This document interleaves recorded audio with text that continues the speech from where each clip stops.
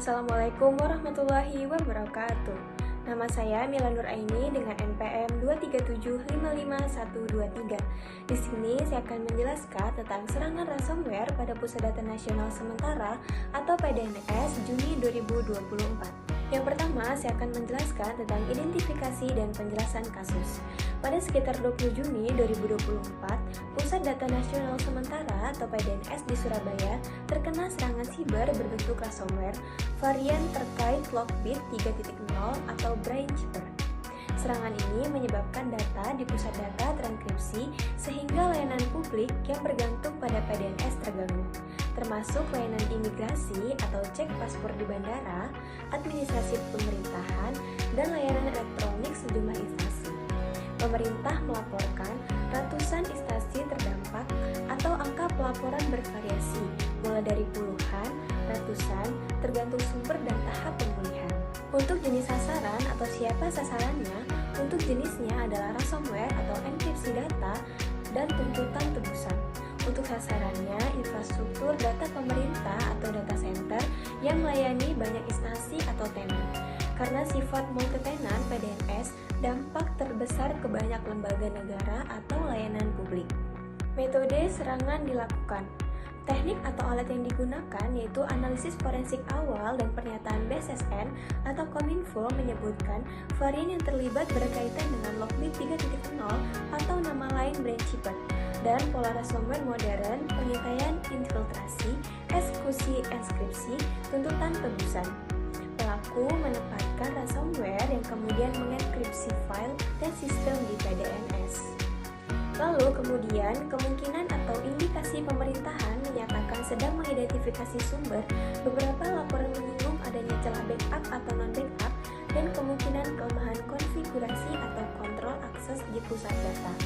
BSSN menyebut proses identifikasi dan mitigasi serta perlunya perbaikan konfigurasi dan pemulihan insiden. Lalu selanjutnya, tanda-tanda awal yang bisa dideteksi yaitu indikator umum sebelum ransomware, login administratif tidak biasa, eskalasi hak istimewa, lalu lintas jaringan ke alamat atau IP mencurigakan, file yang tiba-tiba dimodifikasi massal, dan kegagalan backup.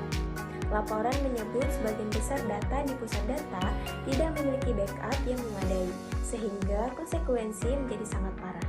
Pemerintah juga menyatakan 98% data pada salah satu pusat tidak di backup.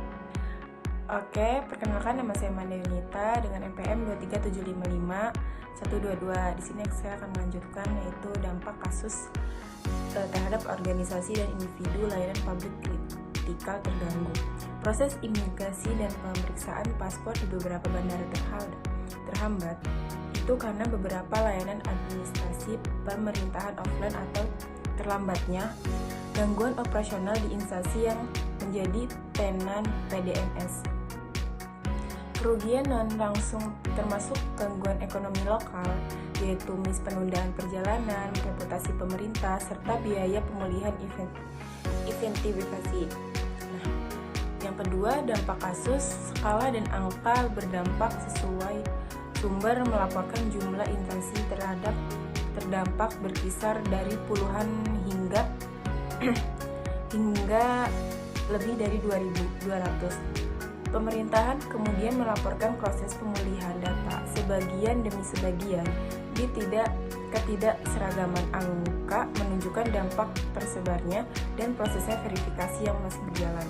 Tindakan yang diambil atau respon dan pemulihan, isolasi sistem terdampak, identifikasi varian ransomware, pemulihan layanan kritikal secara bertahap, koordinasi antara Kominfo, BSSN, dan kementerian terkait, serta pemulihan dengan strategi deskripsi atau restore. Bila memungkinkan, pemerintahan juga menggandeng pihak ketiga dan tim forensik untuk pemulihan layanan. Selanjutnya, konsekuensi hukum atau penegakan. Pemerintah Indonesia menyatakan tidak akan membayar tebusan dan memprioritaskan pemulihan dan penegakan. Kasus ini memicu pertemuan DPR dengan Menkominfo dan BSN. Pemerintahan Presiden untuk mengaudit data center dan inisiatif penguatan regulasi atau standar keamanan pusat data. Penyidikan juga berjalan untuk menemukan pelaku dan titik masalah dan pelindungan ke depannya, yaitu yang pertama backup terpisah dan offline, pastikan backup rutin. Yang kedua, segmentasi multitenant pusat data nasional yang melayani banyaknya aplikasi yang harus memiliki isolasi. Yang ketiga, kontrol akses dan MFA menyebabkan pembatasan akses administratif, manajemen identitas, dan MFA untuk akses ke pusat data. Yang terakhir, detektif dan mentoring, pemantauan anomali, integritas login, dan prosedur respon insiden teruji. Selanjutnya itu ada analisis etika tanggung jawab pemerintah atau operator pusat data. Operator PDNS dan instansi pemerintah ini berkewajiban etis dan legal untuk melindungi data warga dan menjaga kontinuitas layanan publik. Kegagalan memastikan backup dan kontrol akses menimbulkan dampak publik luas sehingga diperlukannya akuntabilitas, perbaikan tata kelola, dan transparansi. Kemudian ada penilaian terhadap sistem yang ada di Indonesia. Yang pertama ini, ketiadaan atau ketidakcukupan backup pada beberapa pusat data. Yang kedua, kurangnya segmentasi multi-tenant. Yang ketiga, kesiapan respon insiden yang perlu ditingkatkan.